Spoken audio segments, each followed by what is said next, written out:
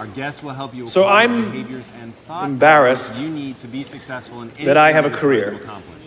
All right, today's I guest talk about understands things like leadership. I trust am not and talking cooperation, about the features and and there should be no benefits standpoint. I'm demand for my talking work. about from a Jedi-level, But the deep fact of the matter system is there is standpoint. The way demand that for my he work, combines which an means understanding that there's an of opportunity. biology and It psychology means that right trust and beneath cooperation overall are not yet gives his standard in our insights organizations, and yet they should be, and we know that, which is why we're looking for ways to bring those things to His our lessons on leadership organizations. ring true not only because So he I thought I would started do something a little different today. decades You know, when you're systematically speaking studying to them, but tens of because thousands this of transition people from and you have the marketing opportunity consulting to share a message, of course, most rational people would say, let's go with something I've talked about lots of times and I'm really good at, but I'm not normal, so I'm going to do something completely new, and I hope this works out. that has helped him become one of the most There are two things that I think that impactful great voices leaders in need to world have. leadership.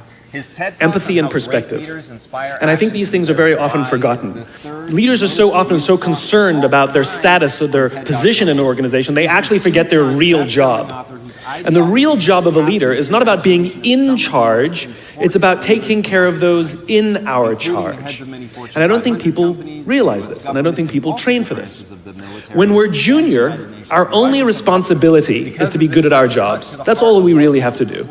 And some people actually go get advanced educations so that they can be really good at their jobs, accountants or whatever, right?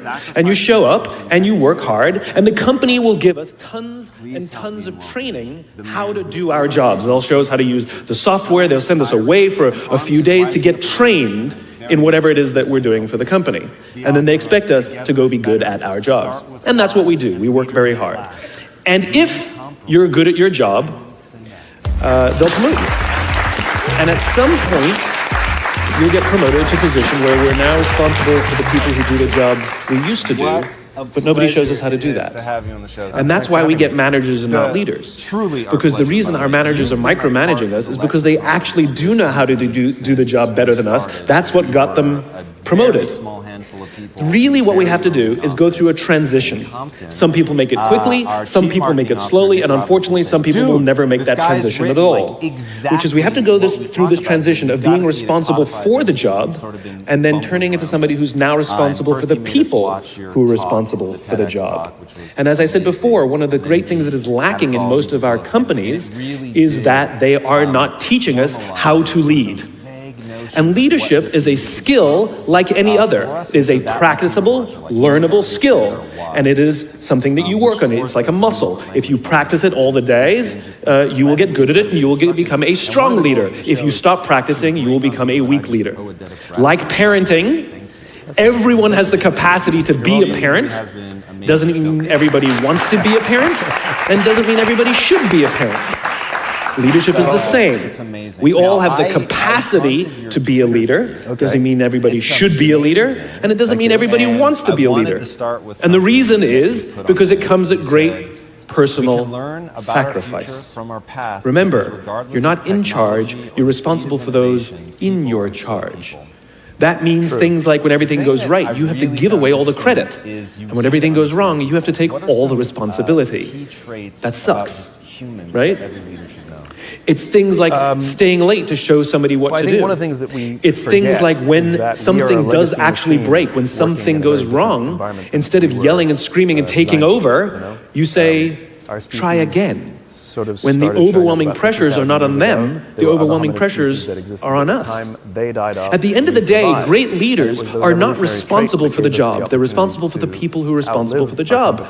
They're not even responsible for the results.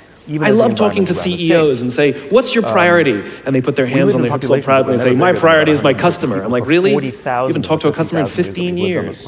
It's only the past 10,000 years with farming. There's no CEO on the planet responsible for the customer. We're larger than that. They're just not. We're not made for this. They're responsible for the people who are responsible for the people who are responsible for the customer. I'll tell you a true story. A few months ago, I stayed at the Four Seasons in Las Vegas.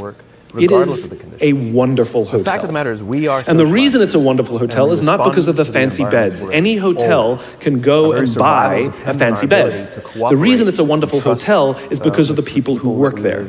If you walk past somebody at the Four Seasons and they say hello to you, you get the feeling that they actually wanted to say hello to you. It's not that somebody told them that you have to say hello to all the customers, say hello to all the guests, right? You actually feel that they care. Now, in their lobby, they have a coffee stand. And one afternoon, I went to buy a cup of coffee, and there was a barista by the name of Noah who was serving me. Noah was fantastic. He was friendly and fun, and he was engaging with me, and I had so much fun buying a cup of coffee, I actually think I gave 100% tip. Right? He was wonderful.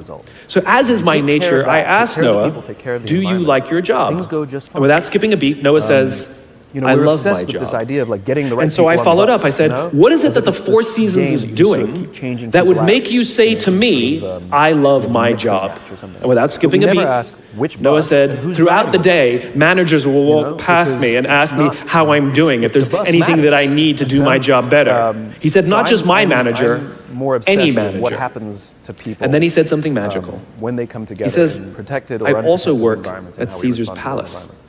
And at Caesar's Palace, the managers are trying to make sure we're doing everything right. They catch us when we do things wrong.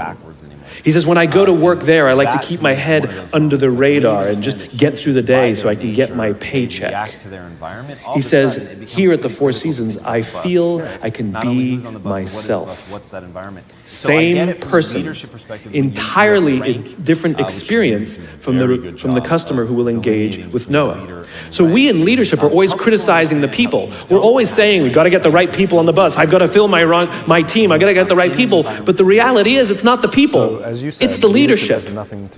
If we create the right environment, we will get people like Noah at the Four Seasons. If we create the wrong environment, we will get people like Noah at Caesar's Palace.